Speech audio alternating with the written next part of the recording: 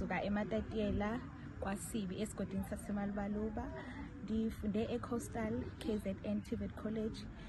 Apho khona ngenze i-farming management. Ndiyavuya kakhulu ufumane ithuba lanamhlanje lokuba ndize kwi-induction yaka-Department of Agriculture. Namhlanje ndifunde kakhulu kwi-induction. Bendingekho aware kwizinto ezilindeleke kum, but i-induction incede kakhulu ukuthi ndazi ukuba yintoni elindeleke kum nento futhi efuneka ndiyifunde during i-course of i-program. Ndibulela kakhulu nethuba esiliphiwe ngu-Department of Agriculture lokusinikeza le internship.